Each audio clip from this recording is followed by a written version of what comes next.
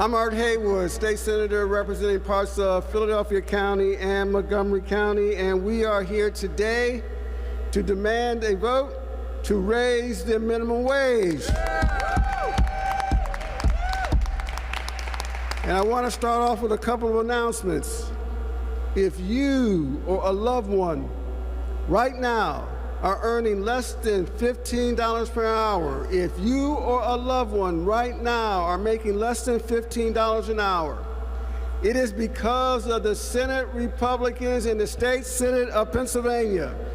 They are blocking raising the minimum wage, as they have done and continue to do, to $15 an hour. Let me have another announcement. If you are a small business person and you are concerned about raising the minimum wage to $15 an hour, we have a solution for you that we have offered to the State Senate, which is a tax credit to help reduce your costs with raising the minimum wage to $15 an hour. And so these are two announcements. If you are making under 15, it's the Senate Republicans that are keeping you under that number. If you are a small business person concerned about raising minimum wage, it is the Senate Republicans that are preventing a tax credit so you can help pay for those costs. And it's for these minimum reasons we demand a raise for the hard-working individuals who are working 30, 40, some working 2, 3 jobs. Hard-working neighbors having to choose between food, gas, medicine, because of the demand that they have low-paid wages under $15 an hour. Yes. Now, we know that recently, I don't know if anyone saw the report, that cost of living is now up to, inflation's up to 4%. I was recently at a gas station nearby. I bought 12 slices of cheese. 12 slices of cheese, Senator Hughes, cost $6.50. And as you can see from these signs, here legislators have protected themselves. Every year we in the legislature get a cost of living increase. Why? Cost of living is increasing. And so we have decided to protect ourselves but leave so many of our other neighbors vulnerable. Leave them still stuck at $15 and under. You'll hear some of my colleagues say, well, there's not that many people making $7.25. This is a proposal to raise the minimum wage to $15 an hour, not to $7.26. We are trying to get the whole set of people, hundreds of thousands of people, up to $15 an hour. Now, I'm so glad that our leader, Senator Costa, has taken a very unusual step.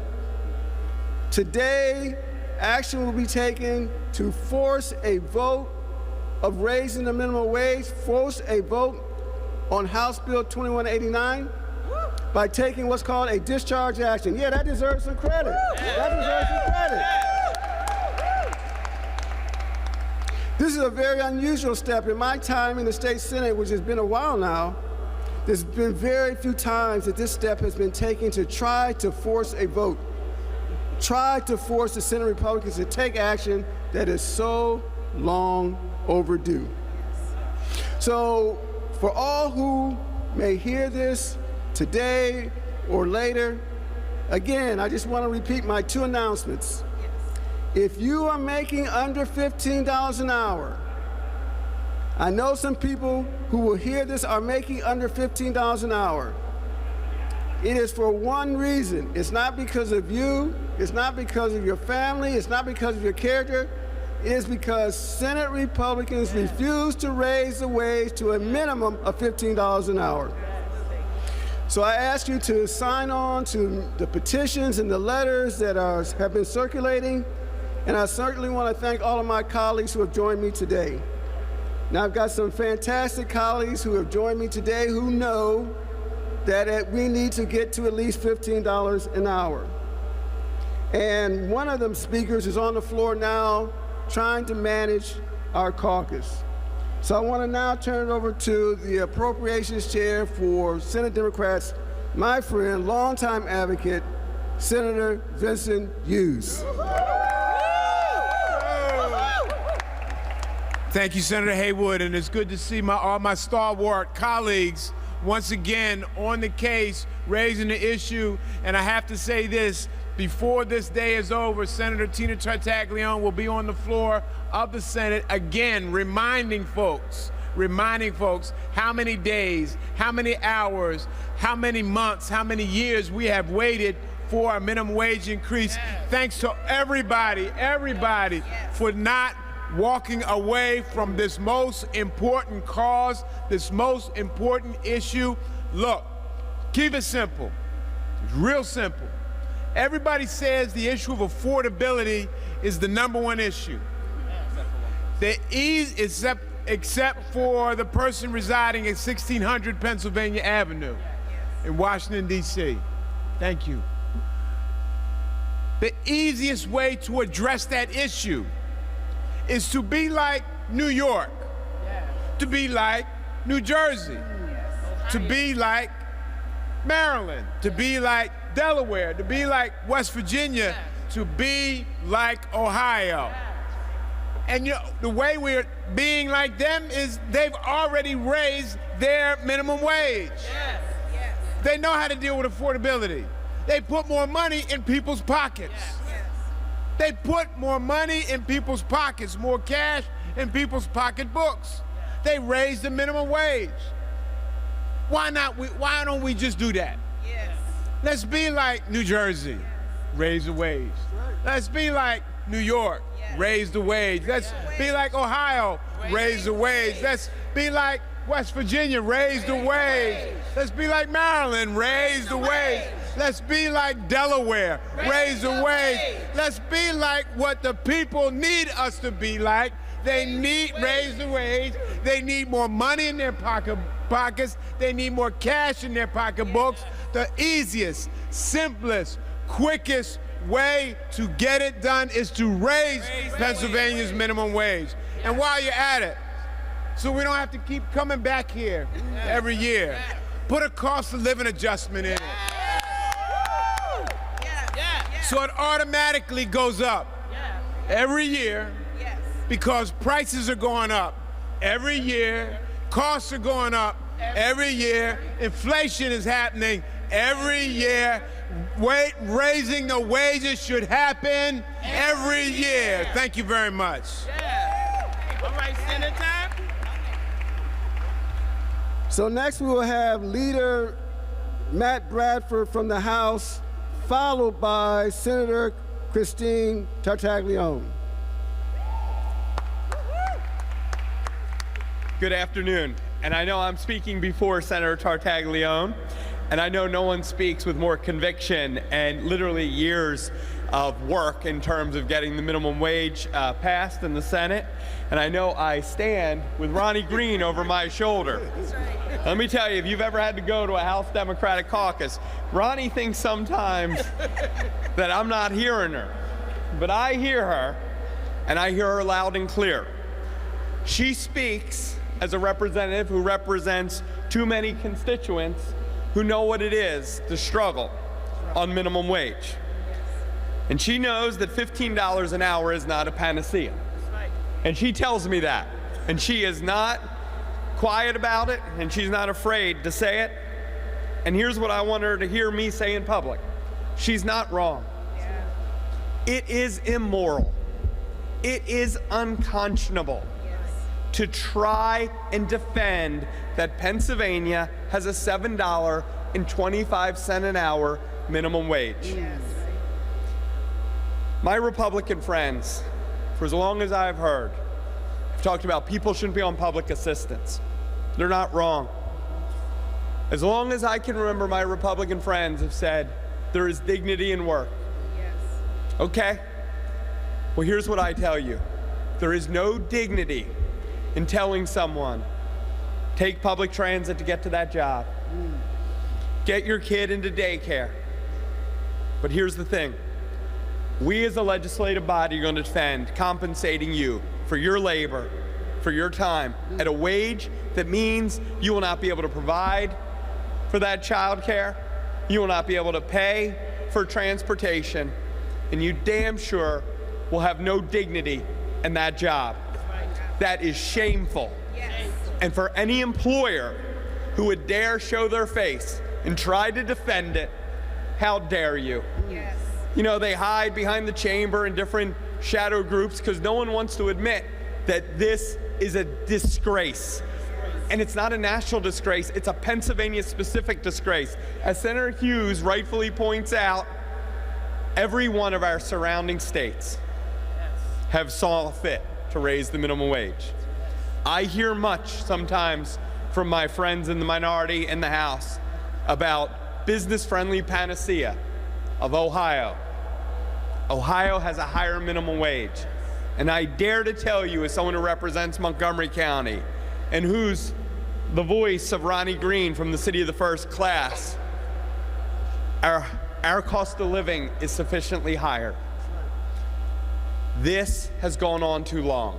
And I know people say, oh, this is the usual politics. Guys, the politics have a moral dimension.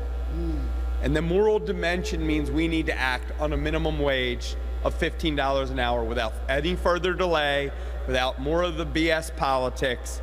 We can get this done. On 3 occasions, House Democrats in the majority have passed the minimum wage. On 3 occasions, with bipartisan votes, we've sent it over to the Senate. Even at this late hour, even now, with 3 weeks left to get this budget done, we can have Senator Tartaglione stop having to speak every day about how long it's been.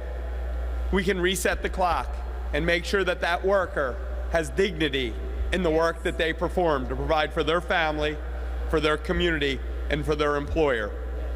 Thank you, Senator Haywood, for being a tireless fighter on the issue.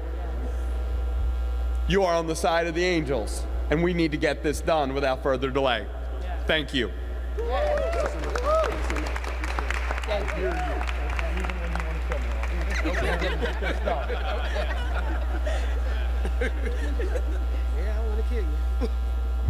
Good afternoon, everyone.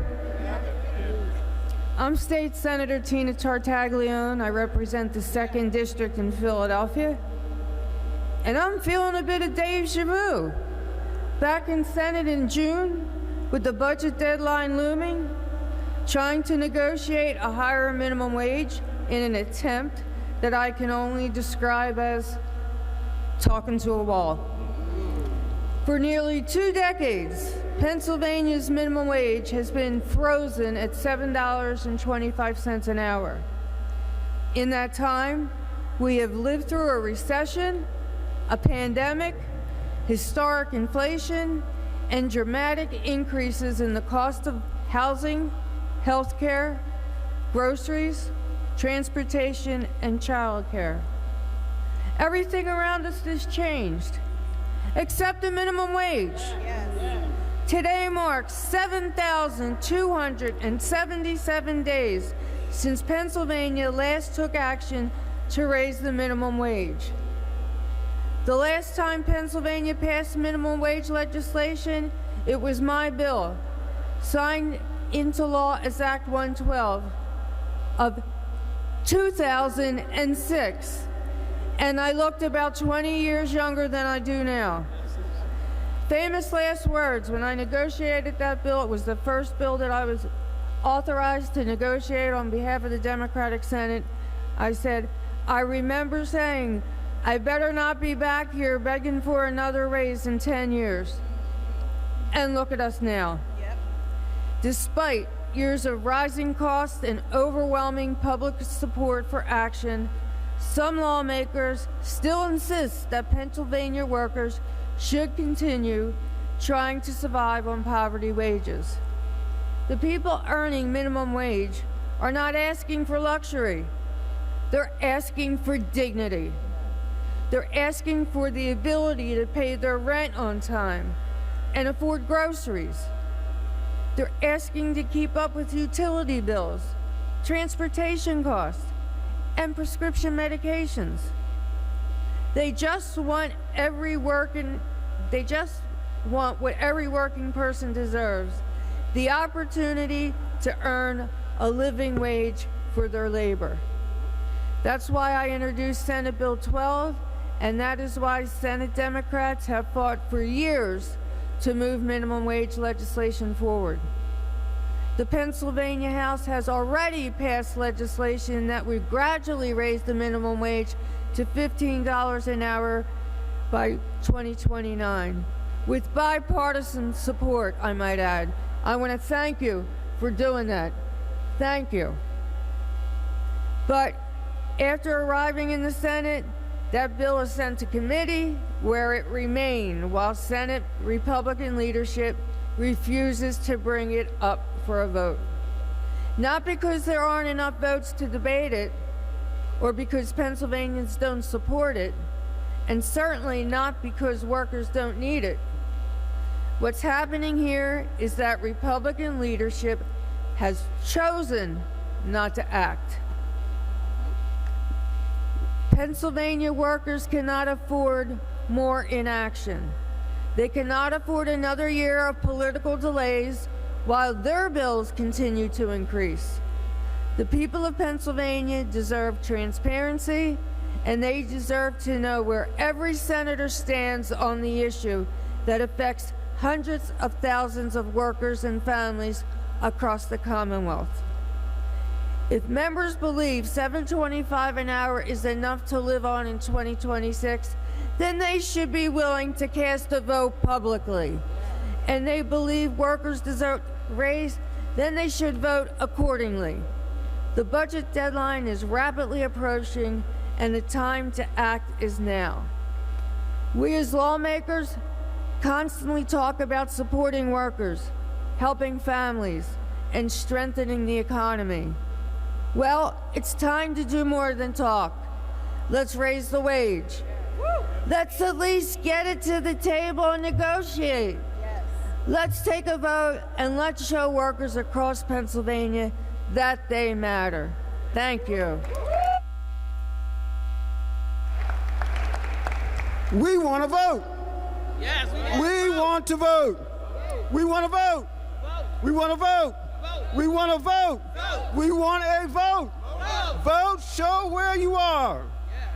So we have Senator Patty Kim, followed by Representative Napoleon Nelson, in that order. Thank you. Good afternoon, everyone. My name is Patty Kim. I represent the Senate District 15. I saw Pastor Dan Williams here, and he inspired me to say, we need to speak this into existence. We're going to raise the minimum wage in 2026. We're going to raise the minimum wage. And Team USA is also going to win the World Cup, right? So, when hardworking people struggle financially, I see it all the time, they start to withdraw. The stress goes up, and they quietly suffer.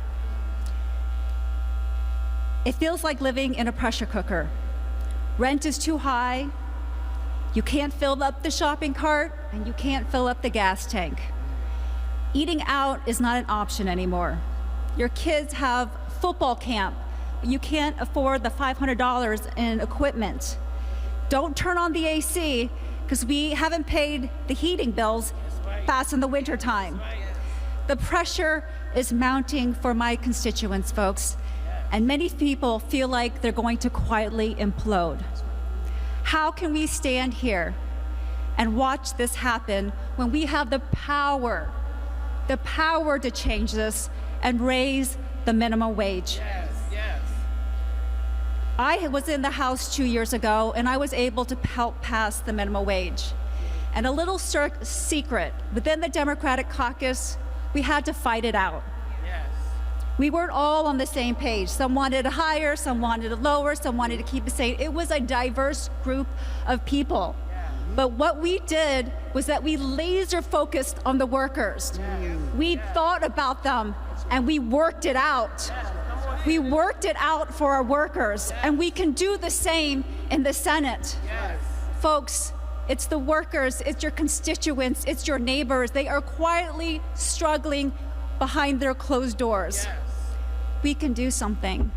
Let's do it now for the people. Thank you so much.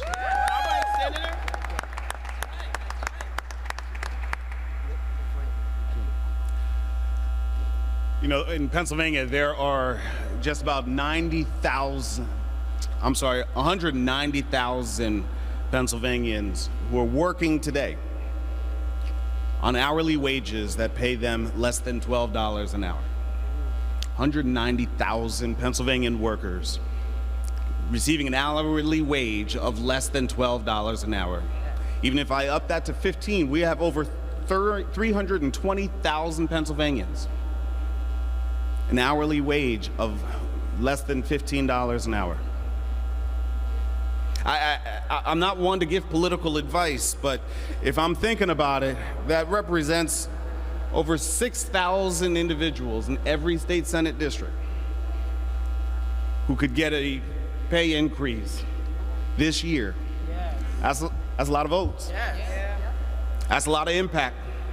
That doesn't even include how many people are actually externally impacted, because oddly enough, some of those folks who are working, making less than $15 an hour are supported by this building, because our home care workers and our daycare workers, so many of our folks who are providing critical services at home to our seniors, to our medically fragile individuals, those that we love, they are the ones who are working for less than $15 an hour. You want to talk about dignity of work? Imagine showing up and working a full day and then going home on the mass transit that's barely working now because they're cutting that, knowing that your transportation has to be subsidized. Now you're living, hopefully, in a housing situation that's stable, but it's probably not, because you're not making $15 an hour, you're not earning a living wage. And if you're hungry, you're going to a grocery store and using our SNAP benefits if we haven't cut you off already. That's right. Yes. Where's the dignity in that work? Yes. Where's the dignity in that policy? Yes. Where's the dignity in that budget? Yes.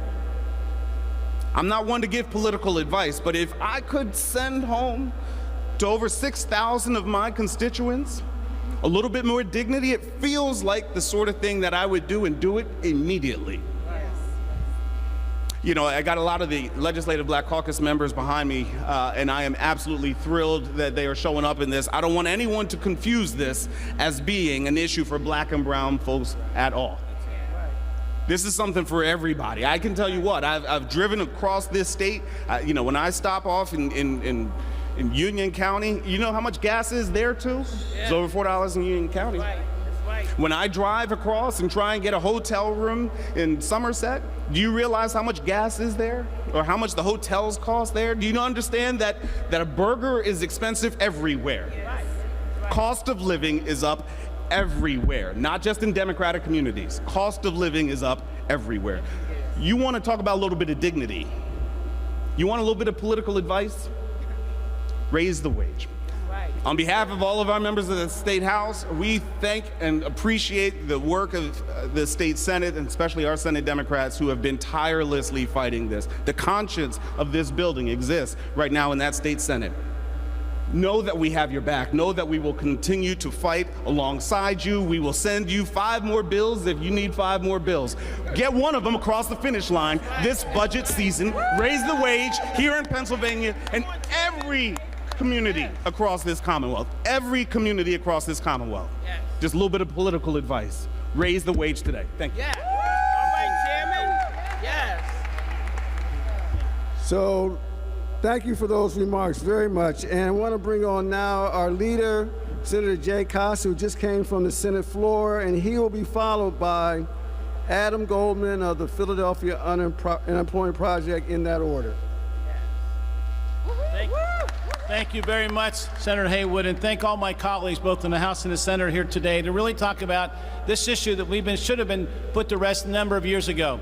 It's been almost 20 years since last time we raised the minimum wage, and during that period of time, so many people, so many individuals have suffered earning wages that are below the poverty level, something we have to change, and now's the time to be able to do it.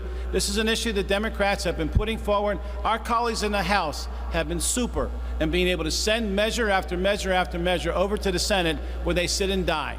And going forward, our intent is to be able to continue to talk about this. When you look at Pennsylvania, how we stand as an island among all these states, I just want to read, if anybody hasn't already done that, what the other rates are around our area. New York, it's $16.50 an hour. New Jersey, $15.49. Delaware, $15. Maryland, $15. Virginia, $12.41. Ohio, $10.70. And even West Virginia, $8.75. It's shameful that we are where we are today. And we know the people who are earning the minimum wage in this Commonwealth, the several hundred thousand of folks, the majority of them are single moms who are trying to work to make ends meet. That's who we've got to be thinking about when we talk about this. And we got to put to rest these rumors that it's going to significantly impact business community. Yes. People are going to make decisions by not hiring people and the like.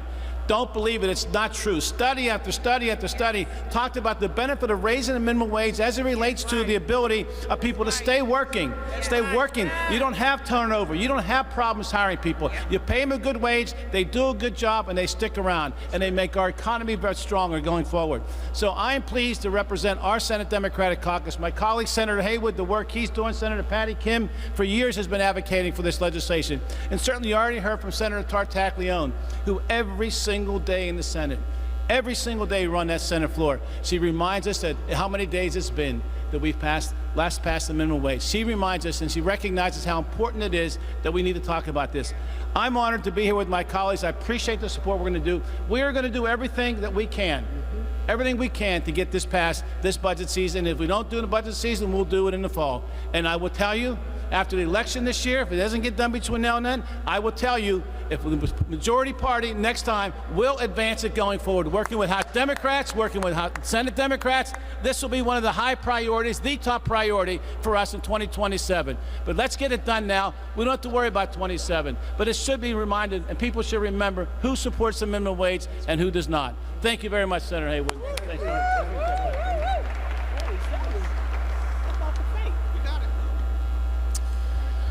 Good afternoon, everyone. My name is Adam Goldman. I am the Executive Director of the Philadelphia Unemployment Project. We're an organization of unemployed and low-wage workers that's been fighting for decent jobs, homeowner assistance, health care, and fair wages since 1975.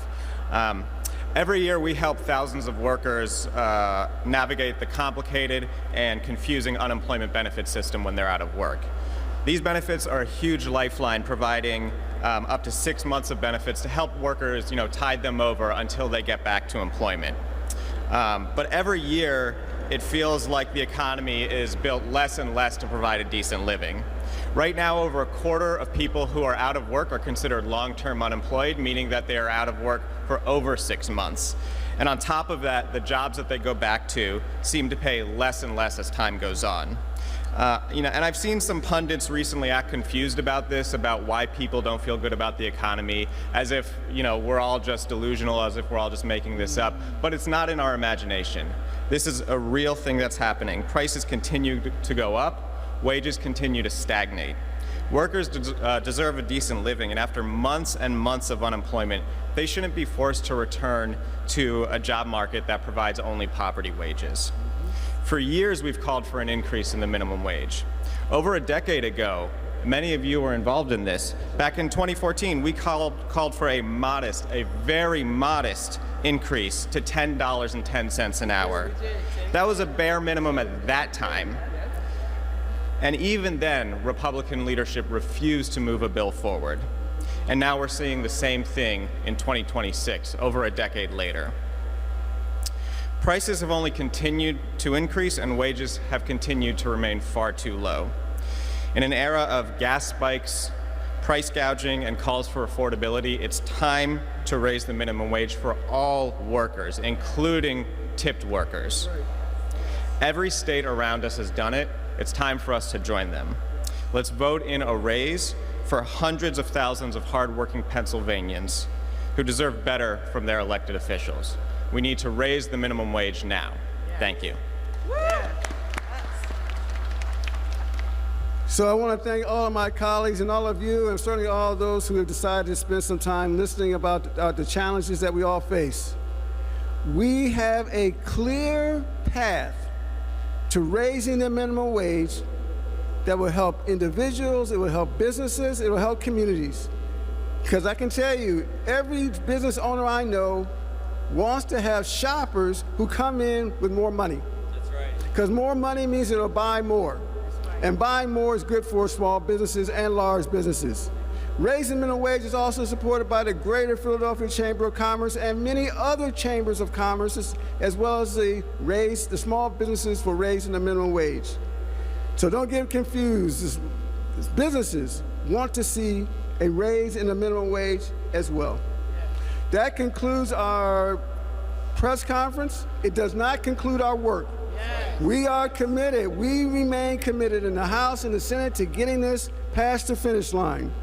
But for all of those who are watching, there is one set of folks in this General Assembly that are blocking this action.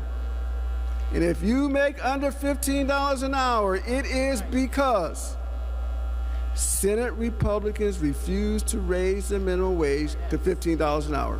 Thank you, everyone. Be glad to take any questions if there are any questions from anyone. There are no questions. Thank you so much. Thank you.